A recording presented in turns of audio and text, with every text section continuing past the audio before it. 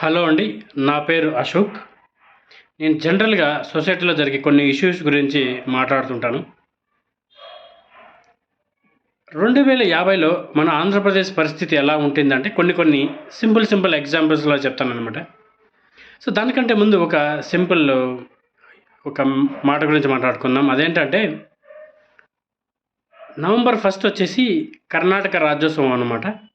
So, అదేవిధంగా మన ఆంధ్రప్రదేశ్‌లో కూడా ఆంధ్రప్రదేశ్ అవతరణ దినోత్సవం అనేసి జరుపుకుంటాము.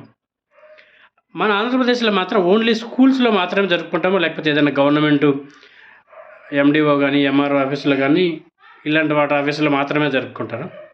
కానీ కర్ణాటకలో అయితే ప్రతి ఒక్క వీధిలో, ప్రతి ఒక్క సర్కిల్‌లో అభిమానం ఉన్న ప్రతి ఒక్క వ్యక్తి కర్ణాటక అంతా, బెంగుళూరు అంతా, పెద్ద పెద్ద సిటీల్లో ప్రతి ఒక్క ప్లేస్‌లోనూ ఈ కన్నడ అనిపించుకున్న ప్రతి ఒక్క వ్యక్తి కూడా ఈ కన్నడ రాజ్యోత్సవం అనేదాన్ని జరుపుకుంటారనమాట. సో, కారణం ఏందంటే వాళ్ళకి ఈ రాష్ట్రం మీద ఉన్న అభిమానం, ప్రేమ అనేసి చెప్పుకోవచ్చు. కానీ మన ఆంధ్రప్రదేశ్‌లో మాత్రం ఆ ప్రేమ గాని, అభిమానం ఎక్కడ గాని కనిపించవు. సో, ఇది కాకుండా ఇంకేం కనిపిస్తాయి అంటే మన రాష్ట్రంలో మాత్రం ఇలాంటి ప్రేమలు గాని, అభిమానాలు గాని వీధుల్లో, సర్కిల్‌లో, బస్ స్టాండ్‌లో రాష్ట్రం అంతా గాని కనిపించదు. కర్ణాటకలో మాత్రం కొన్ని వందల కోట్లయితే వీళ్ళు ఖర్చు పెట్టి ఈ కన్నడ రాజ్యోత్సవాన్ని ప్రతి ఒక్క ప్లేస్‌లోనూ వాళ్ళ ఎమ్మెల్యేను, ఎంపీని, ప్రజాప్రతిని ఎవరైనా తోడుకొనొచ్చి చాలా ఘనంగా అయితే చేసుకుంటారు. భోజనాలు పెట్టి, డాన్సులేపిచ్చి చాలా కోలాహలంగా. ఇప్పుడు సపోజు ఇండియాకి స్వాతంత్రం వచ్చినప్పుడు ఎలా చేసింటారో సెలబ్రేషన్స్, ఈ కర్ణాటక వాళ్ళు కన్నడ రాజ్యోత్సవాన్ని అంత సెలబ్రేట్ చేస్తారు. అంత అభిమానం. కానీ మన ఆంధ్రప్రదేశ్‌లో మాత్రం అంత అభిమానం నేనెప్పుడూ చూడలేదు. సో, మన ఆంధ్రప్రదేశ్‌లో అభిమానం ఎలా ఉంటుందంటే, ఒక కులం వ్యక్తిని గాని, ఒక కులం మనిషిని చంపేస్తేనో, మానభంగం చేసినప్పుడు మాత్రమే అరే! మన కులం వాళ్ళురా అనేసి రాష్ట్రమంతా ఏకమవుతుంది. మన మతమోళ్ళురా అనేసి రాష్ట్రమంతా ఏకమవుతుంది. ఇప్పుడు క్రిస్టియన్ కానీ, హిందీ హిందువులంటే రాష్ట్రమంతా ఏదైనా పెద్ద ఇష్యూ జరిగితే మాత్రం ఎక్కడో చోట ధర్నాలు చేస్తారు గానీ, అభిమానం అయితే మన ఆంధ్రప్రదేశ్ వాళ్ళకి చాలా తక్కువనమాట. సో, ఈరోజు మెయిన్ కంటెంట్ గురించి మాట్లాడుకుంటే 2050లో ప్రస్తుతం ఉన్న ఈ సోషల్ మీడియా కానీ, జరుగుతున్న సంఘటనలను బేస్ చేసుకొనేసి 2050లో ఎలా ఉంటుందో నాకొక ఊహ అనేది ఇప్పుడే కనిపిస్తుందనమాట. 2050లో ఎలా ఉంటుందంటే, పబ్లిక్ ఇప్పుడు బస్సులు కానివ్వండి, లేకపోతే రైల్వే స్టేషన్‌లు కానివ్వండి, లేకపోతే ఏరోప్లేన్స్ కానివ్వండి, ఇలా ఈ సర్వీసెస్ కానివ్వండి, క్యాస్ట్ వైజ్ ఏమైనా సెగ్రిగేట్ అయిపోతాయేమో అని నాకు భయంగా ఉందనమాట. ఇప్పుడు సపోజు ఒక క్యాస్ట్ అంటే ఇప్పుడు సపోజ్ కొన్ని వందల క్యాస్ట్‌లు ఉన్నాయి మన దాంట్లో. సో, ఇప్పుడు ఆ క్యాస్ట్ వాళ్ళకి సెపరేట్ స్కూలు, ఆ క్యాస్ట్ వాళ్ళకి సెపరేట్ బస్ స్టాండు, ఆ క్యాస్ట్ వాళ్ళకి సెపరేటు ఇంకా సర్వీసెస్ అన్నీ. క్యాస్ట్ వైజ్ అనేటివి సెగ్రిగేట్ అయిపోతాయేమో అనేసి నాకు చాలా భయంగా ఉందనమాట. ఇప్పుడు సపోజ్ నేను రీసెంట్‌గా చూశానంటే, సోషల్ మీడియాలో ఫ్రెండ్స్ గానీ, లేకపోతే వాళ్ళు అభిమానించిన వ్యక్తులు కూడా కానీ చాలా ఇప్పుడు సపోజు ఆయన పలానా క్యాస్ట్ వ్యక్తి అంటే ఆయన ముక్కు మొఖం తెలిసుండదు. కానీ ఆయన ఫేస్‌బుక్‌లో ఫ్రెండ్ రిక్వెస్ట్ పెట్టి ట్యాగ్ చేసేసి ఆయన ఫాలో అవుతుంటాడనమాట. ఇప్పుడు మూవీస్ కూడా చాలామంది ఏందంటే, వీడు మా కులమోడైతే వాడికి సపోర్ట్ చేస్తున్నారు. ఇప్పుడు సపోజు ఇంకా వాడు వాళ్ళ కులమోడు కాకపోతే అసలు సపోర్ట్ చేయడనమాట. ఇప్పుడు కులం వైస్ అన్నీ సెగ్రిగేట్ అయిపోయినాయి. అదేవిధంగా నాకు తెలిసి స్కూల్ ఆల్మోస్ట్ అన్నీ ఇప్పుడు అలానే రన్ అవుతున్నాయి.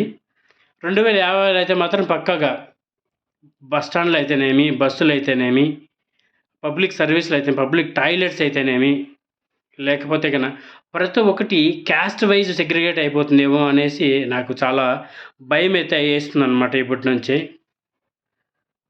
ఇంత మతం మీద కానివ్వండి, లేకపోతే ఈ కులం మీద ఎందుకు అంత పిచ్చో నాకైతే అర్థం కాలేదనమాట.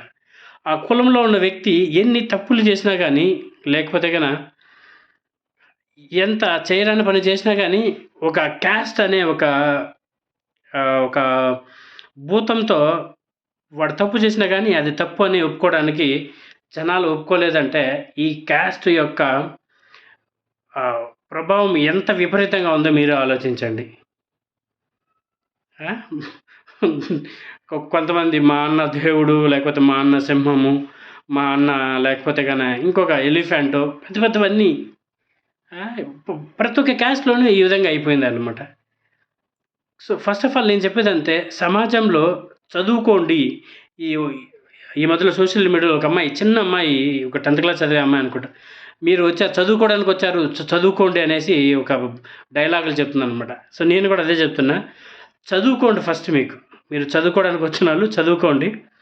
చదువు లేకపోతే మీరు ఖచ్చితంగా ప్రశ్నించే తత్వం గానీ, ఆలోచించే తత్వం గానీ మీ దగ్గర అసలు ఉండనే ఉండదనమాట. ఎవరు చెప్తే వాళ్ళ మాట వినుకుంటా, వాళ్ళ వెనకంటే తిరుక్కుంటా జై జై జిందాబాద్ అనుకుంటా ఉండాల్సిందే తప్పనిచ్చి, ఏది తప్పు, ఏది రైటే అనేది తెలీదనమాట. ఇప్పుడు చాలామంది చూస్తున్నాం అనమాట. సో, ఈ క్యాస్ట్ ఫీలింగ్‌తో నాయకులు వాళ్ళు ఏం చెప్తే అది చేయడానికి రెడీగా ఉన్నారు. సోషల్ మీడియాలో ఒక వ్యక్తి చెప్తున్నాను, నేను ఆయన కోసం నేను చంపడానికైనా రెడీ, చావడానికైనా రెడీ. అరే, ఆయన స్వాతంత్ర సమరయోధుడా ఏమన్నా? స్వాతంత్రం కోసం ఏమైనా పోరాటం చేసినాడా? నేను చాలా సార్లు చెప్పిన మాట మళ్ళీ చెప్తున్నా. మనకు గానీ 1940 ఆ ప్రాంతంలో సోషల్ మీడియా ఉండుంటే మన ఇండియాకి మాత్రం స్వాతంత్రం అస్సలు వచ్చేది కాదు. మనలో మనకి యూనిటీ లేదండి. మనోళ్ళు మనమే కుట్ర చేస్తున్నారు. నీకు నాకు చిచ్చు పెట్టేసి గలాటలు చేస్తున్నారు. సోషల్ మీడియా అయితే ఇంకా దారుణంగా అనమాట. ఏదైనా ఒక వీడియో చూస్తే ఎంత నెగటివిటీ అంటే అమ్మ నా బూతులు తిట్టింటారు. వాళ్ళ అమ్మను, వాళ్ళ అక్కను, వాళ్ళ చెల్లిని. ఏం బూతులురా నాయనా! ఏం మీరు చదువుకున్నోళ్ళా లేకపోతే గాని ఇంకా ఏం చేస్తాంటారో నాకు అదే అర్థం కాదనమాట.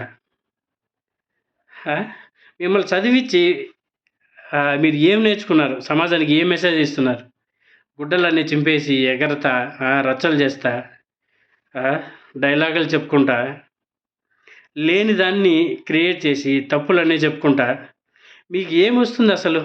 మీరు సొసైటీ గురించి ఏమి ఆలోచిస్తున్నారా? చాలామంది ఫ్రీ పథకాలకు అలవాటు పడ్డారు. ఫ్రీ పథకాలు ఎందుకు ఇవ్వాలా? ఎందుకు ఇవ్వాలి చెప్పండి? మీకు దేవుడు ఇచ్చిన కాళ్ళు ఉండాయి, చేతులు ఉండాయి. మీరు ఫ్రీగా కూర్చొని తినేస్తే ఇప్పుడు ఏ పార్టీ నాయకుడైనా కానీ వాళ్ళ జోబులో నుంచి ₹1 తీసిస్తాడా? ₹1 తీసివ్వడు. ప్రజల డబ్బుల నుంచే తీసిస్తాడు. ఒక ప్రభుత్వం మారితే గానీ తెలీదు వాళ్ళు ఎన్ని కోట్లు అప్పు చేసినారనేది. సో, ఆ డబ్బులనేది ఎవరు కడతారు? సో, ఇలా ఆలోచించుకుంటూ పోతుంటే చానా ఉంటాయి. మీరు తప్పు చేసినప్పుడు ఇది తప్పని చెప్పండి. ఒప్పు చేసినప్పుడు ఇది ఒప్పని చెప్పడానికి రెడీగా ఉన్నప్పుడు ఏ పార్టీకైనా సరే, ఏ పార్టీ అయినా సరే ఫ్రీ పథకాలు దయచేసి ఫ్రీ పథకాలు మాకు అవసరమా అండి ఫ్రీ పథకాలు? ఎవరికి కావాలి ఫ్రీ పథకాలు? మన దేశంలో పేదవాడు ఎవడు లేడండి. పేదవాడు ఎవడు లేడు. ఒక 5-10% పేదవాళ్ళు ఉంటారంతే. ఒకప్పుడు నాన్ వెజ్ తినాలంటే సంక్రాంతో, దీపావళి వచ్చేది. ఇప్పుడు ప్రతి వీక్ మనకెప్పుడు కావాలంటే నాన్ వెజ్ తింటున్నాం, దోసలు తింటున్నాం. మనకి ఏది కావాలో అది తింటున్నామండి. ఎవడు పేదవాడు? బర్త్‌డేలు చేసుకుంటున్నాం. మాకు కావాల్సిన ఫ్రీ పథకాలు కాదండి. ఉద్యోగాలు కావాలి మాకు. ఉద్యోగాలు కల్పించండి. ప్రతి ఒక్క ఇంటికి ఒక ₹1,00,000 ఉద్యోగం ఇప్పించండి. ప్రతి ఇంటికి ఉద్యోగాలు ఇప్పించండి. ఎమ్మెల్యేలు, ఎంపీలు ఇంటికి వచ్చినప్పుడు అడగండి. నేను చాలా సార్లు ఎమ్మెల్యే ఇంటికి వచ్చినప్పుడు ఏం మాట్లాడుకుంటారంటే, అన్న బాగుండారా, బాగుండారా అనుకుంటూ పోతారు అంతే. అది తప్పనిచ్చి సమస్యలు ఎవరైనా చెప్తున్నారు. ఎంతమంది నోరు తెరిచి అడుగుతున్నారు చెప్పండి?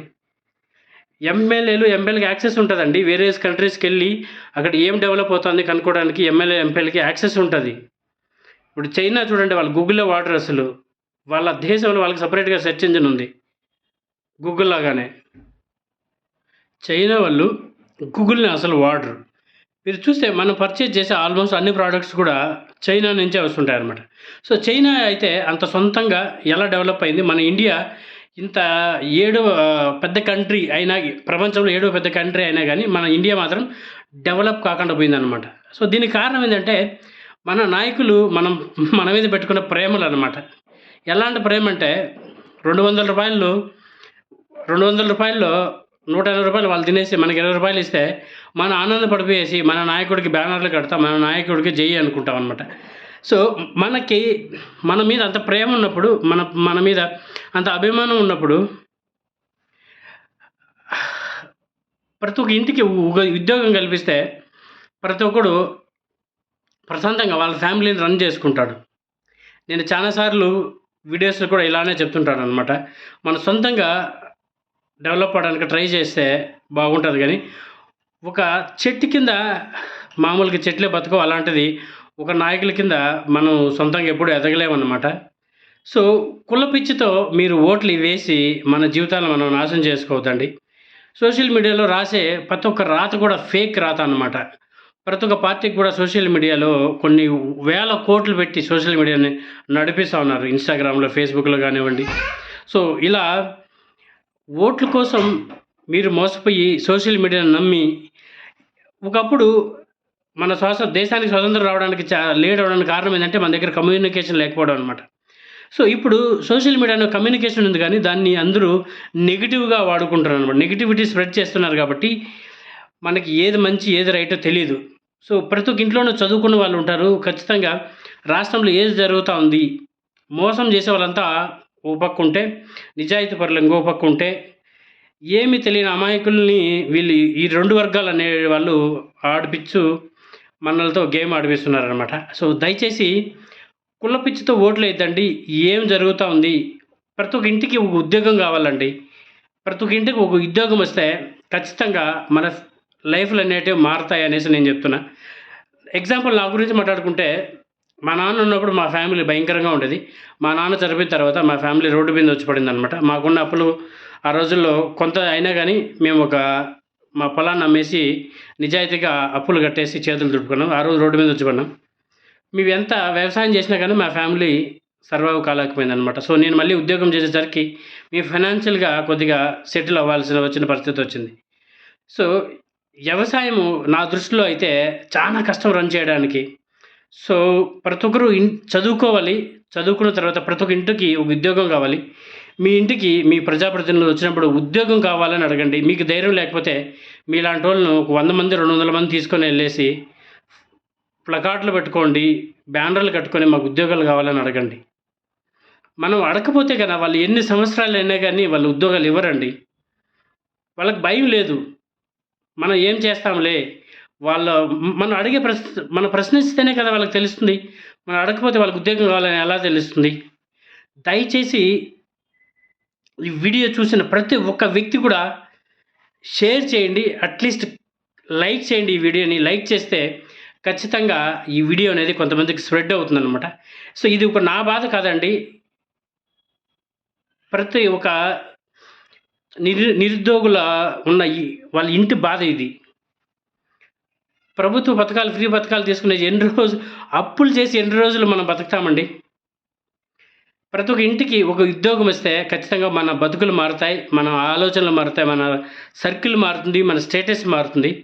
దయచేసి ఉద్యోగాలు తెచ్చుకోవడానికి ట్రై చేయండి. మీ అధికారులను ప్రశ్నించండి, మీ ప్రజాప్రతినిధులను ప్రశ్నించండి. ఎందుకంటే వాళ్ళకి యాక్సెస్ ఉంటుంది. వాళ్ళు వేరే దేశాలకెళ్ళి అక్కడ ఏం సెల్ఫ్ ఎంప్లాయ్‌మెంట్ ఉంది, ఎలాంటి సెల్ఫ్ ఎంప్లాయ్‌మెంట్‌తో మనం క్రియేట్ చేయగలం. కొన్ని లక్షలు ఉన్నాయండి సెల్ఫ్ ఎంప్లాయ్‌మెంట్. సో మనం అలాంటివన్నీ అడగకుండా ఫ్రీ పథకాలు తీసుకునేసి డబ్బులు రోజు ఖర్చు పెడుతుంటే ఎంత కొండైనా కరిగిపోతూ ఉంటది. సో ఈ టాపిక్ ఇంకా కంటిన్యూ చేస్తూ ఉంటాను. నేను వీడియోస్ చేస్తూ ఉంటాను. సో ఈ వీడియోని గాని నచ్చితే లైక్ చేయండి. ఎందుకంటే లైక్ చేస్తే ఖచ్చితంగా ఇంకొంతమందికి చేరుతుంది. So thank you so much. See you in next video. జై హింద్.